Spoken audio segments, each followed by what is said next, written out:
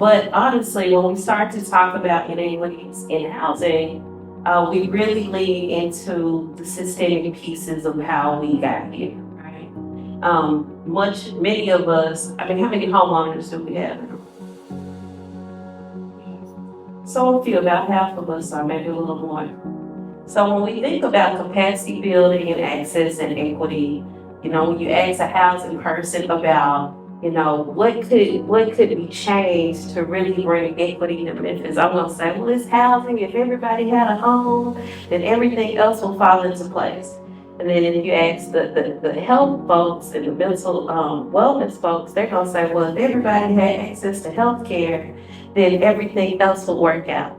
And you talk transportation people, and so people got to get to work, and so depending on who you ask, we're all going to say and champion really the industry that is closest to us. And so certainly I feel like if there is a home, right, if we can make a house a home, then all other things come together, right? And so much of what we do at Black Coalition for Housing is around capacity building. And so we have this idea in our heads that if we could take a neighborhood, create opportunities, meaning have access to the land, be able to build the pipeline out of entrepreneurs, practitioners, where the local neighborhood plumbers, electricians, builders, and we also create a pipeline for young people to have access to learn these six-figure trades, right? Because we really don't talk about that enough.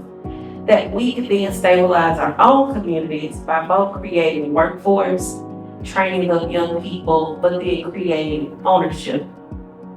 So Shelby County is number one for something, and I often ask, does anybody know what?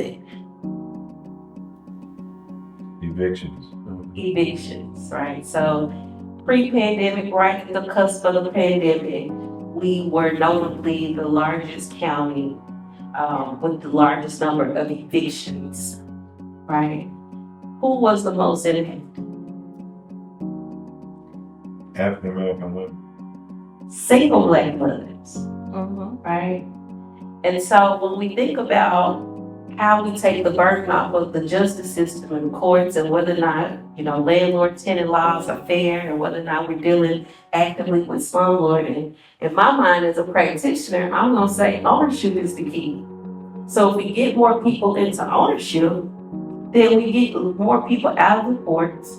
We start to steward ownership because we want to treat ours as a little bit differently from treating someone else's property, right? And so we have to steward that in a big way. And so some of the work that we're trying to do is think about how can municipalities lean into this conversation of capacity building? How can we stabilize with training? How can we show up with the education necessary to create more homeowners? And so I won't steal your thunder, President Lewis, but the work we do together with Black Coalition of Housing and also with NARAB is we foster those relationships from the beginning of the home buying process and into the development of properties, right? So one of the tools that we like to use at Black Coalition for Housing is how do we show up in steward community receivership, or how many of y'all familiar with like land bank buying properties? Certainly there are a number of ways for us to access properties that have been vacant and blighted in our community. How do we as communities show up and say, you know what, I'm tired of the folks next door not cutting their grass, right? I live in a community where they cut it all the time. It's really a competition. I have to stay on top of it because I don't want to be the one neighbor with the yard that's not kept manicured. But the reality is community can show up in a way that allows us to steward that land and say, hey, well, if you give it to me, maybe I can get my brother who's a plumber to come in and help me restore that land. And I have an uncle that does electrical work. Maybe he can help me identify that. Oh, and my cousin's a carpenter. Most of us have everything that we need in the community to restore our communities. If you go out and ask some folks in the neighborhood what we need, a lot of times we don't tell you what the problem is, but we'll also give you the solution. And so that's why these forums like this are really, really so important. So, Commission top numbers, top data.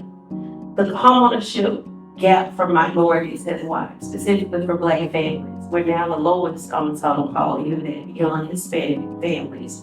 And that's true here in Shelby County, Memphis. And so while I think it's important for us to talk about this conversation with increased rents, right? Where we have to rent, where we're not quite ready for home ownership because everyone has to live somewhere. We also have to figure out what does affordability look like.